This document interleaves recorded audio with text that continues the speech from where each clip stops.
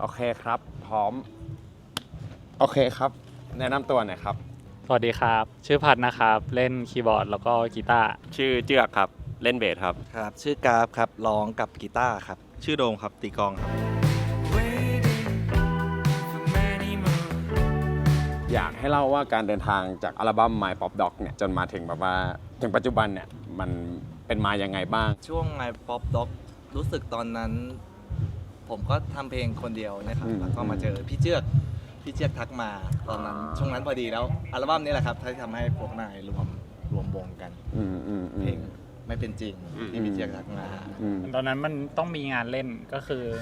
งานแรกรู้สึกเป็นแคทป่ะก็เลยแบบเรากราฟไม่มีแบรนด์อะทำมาคนเดียวกราฟรู้จักพี่เชื่ออยู่แล้วแล้วก็คนนี้เขาก็เลยรวบรวมทุกคนที่เขารู้จักครับ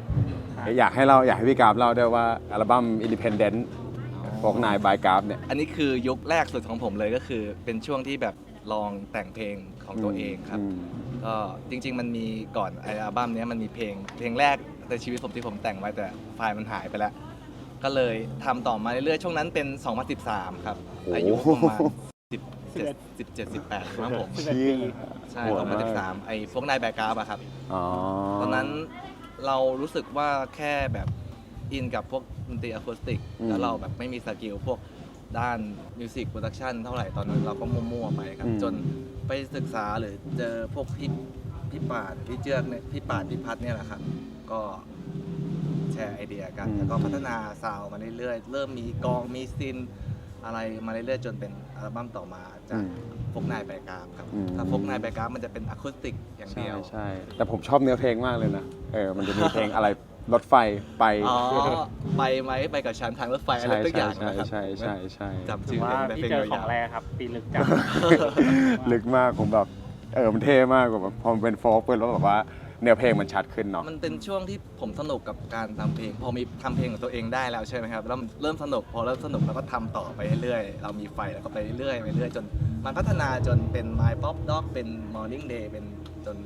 ชินได้เป็นเกียรติแล้วก็มาเป็นล่าสุดเนี่ยครับคำถามที่ 2 หายไปไหนมาตั้งแต่อัลบั้ม Chinese Bucket ช่วงที่หายไปก็คือผมช่วงนั้นเรียนจบพอดีครับแล้วก็กลับไปช่วยงานที่บ้านแล้วโควิดมาพอดีด้วยจังหวะนั้น 2020 ต้นปีใช่ครับก็ลากยาวมา 3 ปีเนาะพี่เนาะอัลบั้ม Chinese Banquet มัน 2018 ใช่ไหมครับแล้วหลังนั้นก็มีทัวร์บ้างมีเล่นบ้างมีเล่นด้วยใช่แบบปี 2 ปีอะประมาณเนี้ย2019สิ้น2019ใช่มีได้ไปเล่นไต้หวันมีนู่นนี่2019กราฟเรียนจบปุ๊บต้องกลับบ้านไปอยู่ซาเบฮีแล้วก็เจอโควิดพอดีเราก็ลองทำเพลงกันเหมือนที่ทุกคนเคยทำตอนนั้นครับแบบทำออนไลน์แล้วก็ไม่เวิร์กก็เลยแบบยอมแพ้แสดงว่ามันมีเดโมที่แบบว่าทำออนไลน์แล้วมันแบบไม่ถูกปล่อยเลยจริงๆมีในอัลบั้มล่าสุดมีเพลงหนึ่งที่เวิร์กนอกนั้นคือไม่เวิร์กเลยก็คือทิ้งเลยโหดมากแต่ว่าก็มีเล่นบ้างแต่ว่าไม่ได้แอคทีฟเรื่องทำอัลบั้มนะครับก็ถือว่าพักไปเลยอะไรเงี้ยแล้วอย่างที่บอกว่าเปลี่ยนมือกลองมา3คนว่ามันมีความเป็นมาไงหรือว่าแบบว่าความไม่ว่างของมือกลองหรือว่าซาวมันอะไรอย่างเงี้ยมันคือความไม่ว่างล้วนๆเลยครับ พี่เจเขาไปเรียนต่อเหมือนจะติดงานแล้วก็เป็นอีกคนหนึ่งชื่อตักครับก็ไปเรียนต่อไปอยู่ต่างประเทศแล้วผมโดมเป็นรุ่นน้องคณะผมก็แบบผมเคยทำวงกับเพื่อนตอนปี 1ผมให้พี่พัดเป็นซาวเอ็นให้มิกมาสเตอร์อัดเพลงทำให้ทุกอย่าง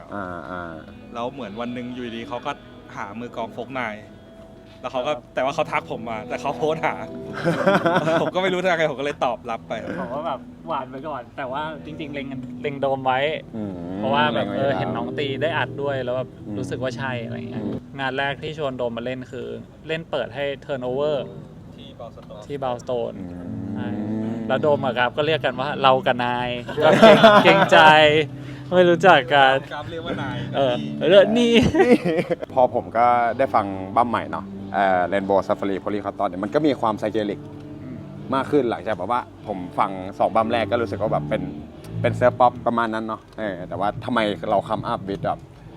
ไซเคเดลิกพาร์ทขึ้นมาได้อะไรเงี้ยอาจ อยากรู้ว่ามัน ความไซคีอ่ะมันอยู่ในเส้นเลือดในกราฟ อยู่แล้วใช่ไหม แล้วใช่มันแค่แบบเป็นคนไซคีที่ทำเซิร์ฟหลอก ครับ อะไรประมาณนั้น จริงๆก็ชอบพวกไซคิเดลิกอยู่แล้ว แต่ตอนนั้นยังรู้สึกว่าตัวเองสกิลไม่พอทำไม่ถึง อ๋อ เลยต้องศึกษาก่อน แสดงว่าแบบ2บัมแรกมันก็ยังมีคือมันก็มีกลิ่นแหละมีเอฟเฟกต์เบาๆแต่ว่ามันวิธีการเล่นมันยังไม่ไปถึง ยังไม่ได้ใส่สุดแบบตอน Chinese Banquet ก็เหมือนอยากลองทำให้ป๊อปหน่อย ก็เลยอันไว้อะไรประมาณนั้นใช่ครับ อยากให้ฟังง่ายหน่อย ใช่อยากให้ฟังง่ายหน่อยตอน Chinese Banquet แต่ว่าพอ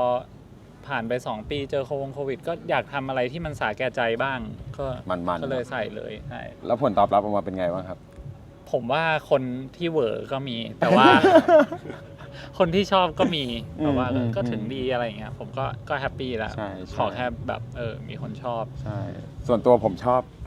มากชอบกว่า ขอบคุณครับ เพราะว่ารู้สึกว่ามันแบบมันมืออะ มันมือครับใช่ใช่สุดแล้วก็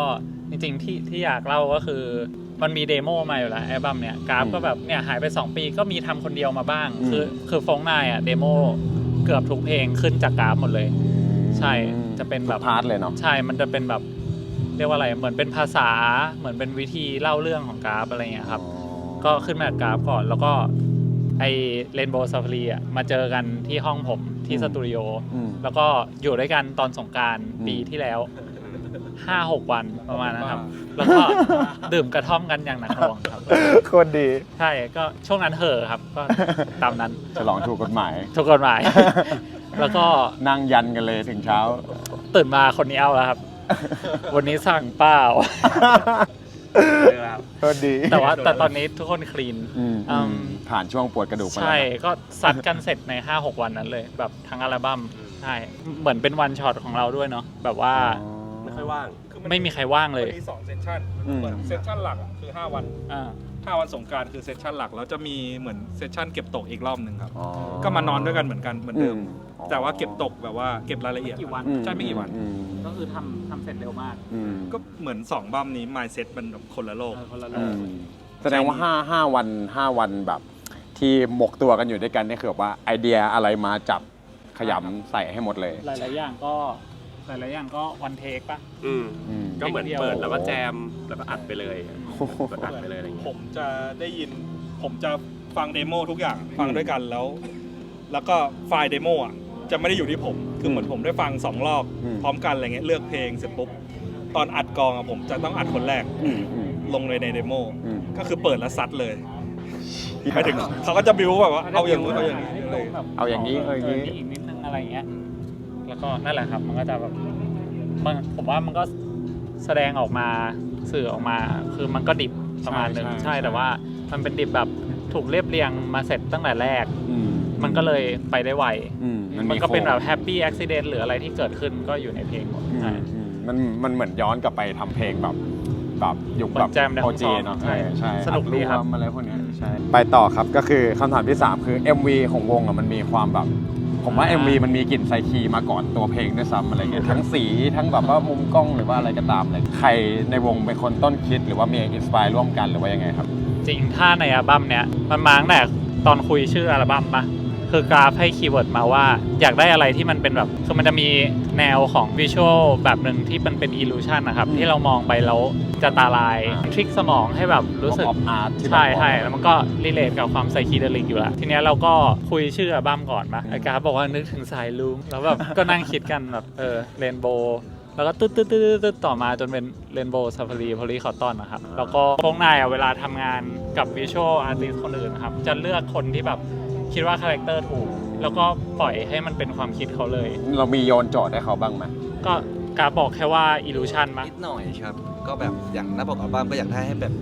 ให้มันดูภาพแล้วมันรู้สึกแบบส่งความรู้สึกต่อคนที่มองภาพนั้น ไม่ว่าจะเป็นแบบดูแล้วปวดตาหรือดูแล้วมันมึนไม่ไหวเท่ากับว่าเราทำสำเร็จแล้วประมาณนี้ แกล้งคน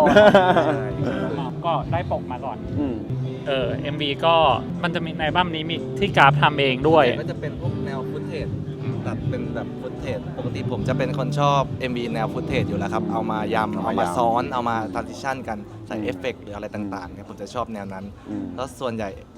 MV พวกนายก็จะมีฟุตเทจ เยอะครับ ก็ประมาณนั้นเลยที่ MV มันออกมาเป็นแนว จริงๆมันเป็นฟุตเทจแบบเวลาที่ไปเล่นกันหรืออะไรเงี้ยที่ ใช่ ถ่ายเก็บไว้ก็กราฟอยากเอามายำก็ อืม ยำแล้วก็ ใช่ ใส่ไว้แล้วก็วิชวลดีไซเนอร์ชื่อเจนนะครับ ก็ใช้เจน2 MV Slow Dance แล้วก็ Sorry Man เพลงล่าสุด อืมอืม ก็รู้สึกว่าเจนได้อยู่แล้ว ดูมือกัน โยนไอเดียไปนิดนึงแล้วก็ให้เจนลุยเลยให้ครับ อืม ไม่ได้ทำอะไรเลย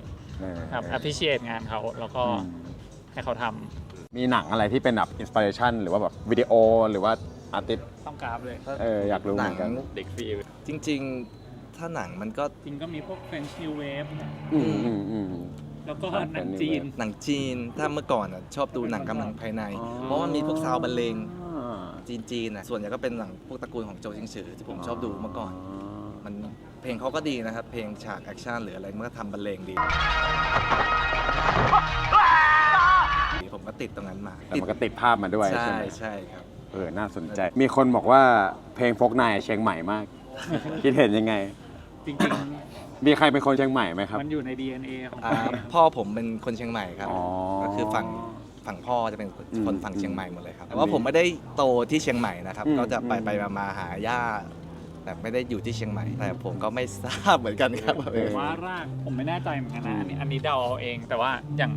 รอบเนี้ยผมขับรถมาเองแล้วแบบรู้สึกว่าพอขับมาแล้วเปิดเพลงที่มันเป็นอะไรที่มันรีเลทกับโฟล์กเมื่อไหร่แล้วมันแบบมันซิงก์กับบรรยากาศนั้นคืออาจจะเป็นแค่รากหรืออะไรทุกอย่าง อืม แล้วอาจจะรีเลทกับการที่กราฟเริ่มด้วยการเป็นโฟล์กมาก่อนอะไรอย่างเงี้ยเหมือนพอดีดกีตาร์แล้วมึงรู้สึกว่าต้องเล่าเรื่องหรือเล่าเนื้ออะไรออกมา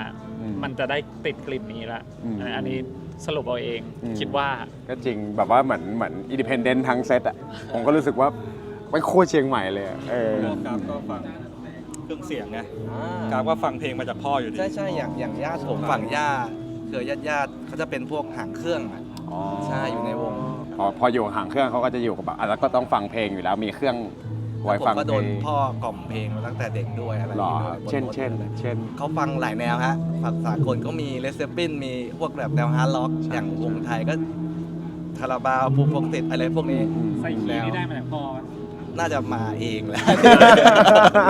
น่าจะมาเอง เกิดมากับไซคีซึ่งผมก็ ผมว่ามันรีเลทกัน ใช่ มาสังเกตเหมือนกับว่าผู้ใหญ่คนเชียงใหม่หมายความว่าคนเชียงใหม่รุ่นแบบรุ่นพ่อเขาฟังเพลงหลากหลายมากอะไรเงี้ยแล้วผมว่ามันก็น่าจะส่งกลิ่นมาด้วยเนาะแล้วคิดว่าไอ้คำว่าเชียงใหม่มากหรือว่าเหมือนเชียงใหม่เนี่ยมันอะไรมันคือแบบว่าจุดที่ทำให้คนแบบพูดอย่างนั้นออกมาได้หรือว่าอะไรเงี้ย คือถ้าผมตอบผมว่ามันก็สปิริชวลหน่อยๆอ่ะคงเป็นด้วยอะไรบางอย่างอะไรมั้งครับ แบบเพลงแบบนี้ซาวแบบนี้วิธีเล่าเรื่องแบบนี้สำเนียงเมืองของแบบเชียงใหม่เวลาพูดเฟซซิ่งการใช้ชีวิตอ่ะมันรีเลทกับซาวกับอะไรแบบที่ผมเข้าใจอยากฝากผลงานอะไรบ้างไหมครับท้ายที่สุดแล้ว วันนี้ก็มีอัลบั้มล่าสุดครับ Rainbow Safari Polycotton นะครับ ก็ของฝากด้วยนะครับ โอเคได้ประมาณนี้ครับคัด เย้ ครับ